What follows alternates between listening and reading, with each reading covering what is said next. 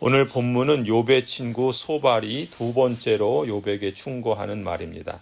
소발은 역사가 증명하는 만고불변의 법칙인 인과율을 통해서 의인이 받게 될 몫을 생생하게, 악인이 받게 될 몫을 생생하게 증언하고 있습니다. 4절이죠. 너도 이런 것쯤을 알고 있을 것이다. 이 땅에 사람이 생기기 시작한 그 옛날로부터 악한 자의 승전가는 언제나 잠깐뿐이었으며 경건하지 못한 자의 기쁨도 순간일 뿐이었다. 이것이 악한 사람이 하나님께 받을 몫이며 그의 것으로 정해진 유산이 될 것이다. 이 악인의 운명에 대한 소발의 지식은 한마디로 인과응보의 법칙입니다.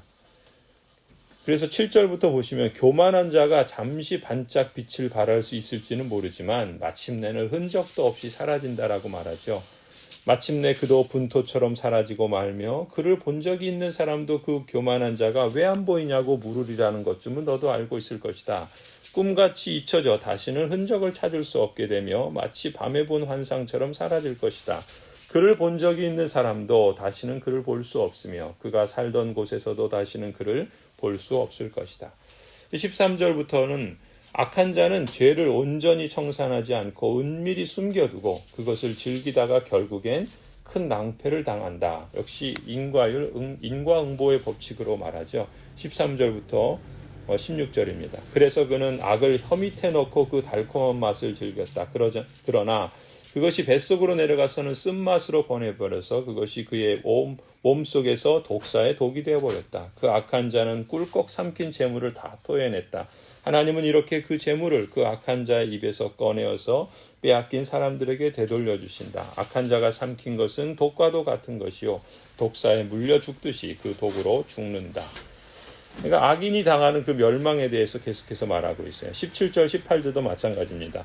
하나님께서 넘치도록 부어주시는 은혜를 누리지 못한 채 수고하여 얻은 것마저도 다 빼앗기게 될 것이다 라고 말하죠. 올리브 기름이 강물처럼 흐르는 것을 그는 못 볼 것이다. 젖과 꿀이 흐르는 것도 못 볼 것이다. 그는 수고하여 얻은 것을 마음대로 먹지도 못하고 되돌려 보내며 장사에서 얻은 재물을 마음대로 누리지도 못할 것이다.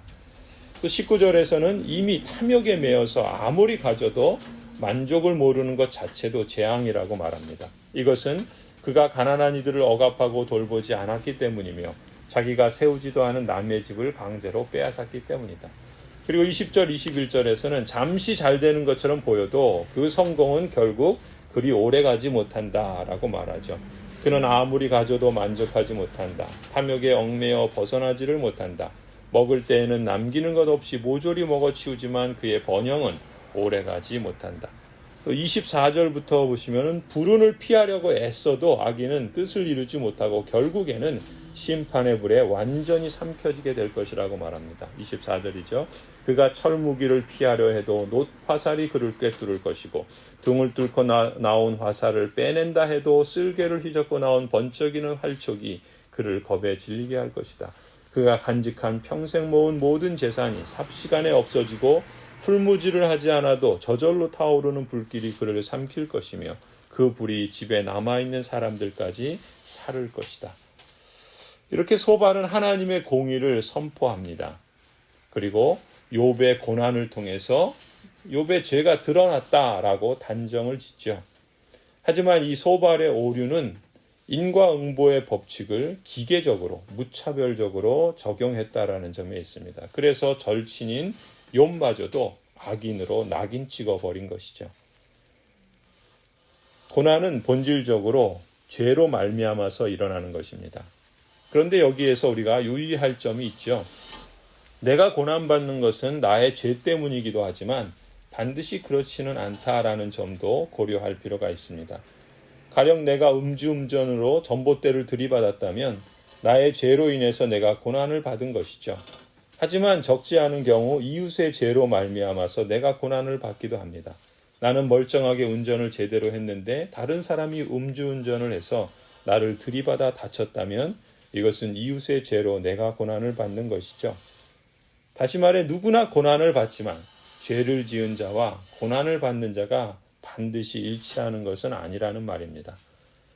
이처럼 사람은 연대성 속에 살아가기 때문에 나의 죄로 다른 사람이 고난을 받기도 하고 인간의 죄가 자연에 투사되어서 자연이 왜곡되기도 하고 반대로 자연에서 오는 기근이나 한파로 인해서 도시 전체나 국가 전체에 재해와 고통을 주기도 합니다. 핵심은 이런 것이죠. 인간의 모든 죄로 고난이 유발되지만 고난받는 자가 죄 지은 자와 반드시 1대1의 관계로 성립하는 것은 아니라는 점입니다.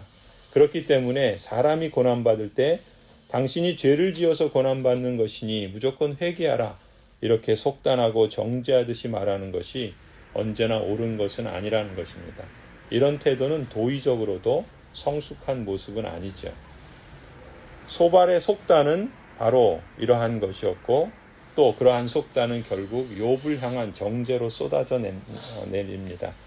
욥이 지금 어려운 처지에 빠진 것은 그가 못된 짓을 많이 했기 때문이라면서 너 같은 악인은 결코 잘 될 수 없고 반드시 망한다고 정죄하는 셈이지요. 소발이 주장하는 인과응보의 법칙이 틀린 것은 아니지만 욥의 경우 결과만 놓고 그의 고난이 꼭 그의 죄로 말미암았다고 1대1로 적용해서 함부로 정죄하고 말하는 것은 성숙한 태도는 아닌 것이죠. 겉으로 보이는 일을 보고 또 결과만 놓고 친구를 판단하고 이웃을 정죄하는 말을 하게 된다면 그 친구에게 깊은 마음의 상처를 주게 됩니다. 돌아보면 소발의 모습이 나에게 있고 또 우리 교회 생활에서도 있지 않았나 성찰하게 됩니다. 내가 하는 말에 사람을 죽일 수 있는 독이 가득한지 늘 점검해야 할 필요가 있습니다. 내 입술에 파수꾼을 세워서 지켜달라고 늘 기도해야 할 것입니다. 할 수 있다면 모든 사람과 더불어 화평한 관계를 유지하고자 힘써야 할 것이고 더 나아가 성령께서 평안에 매는 줄로 하나 되게 하신 것을 힘써 지켜나가야 할 줄로 믿습니다.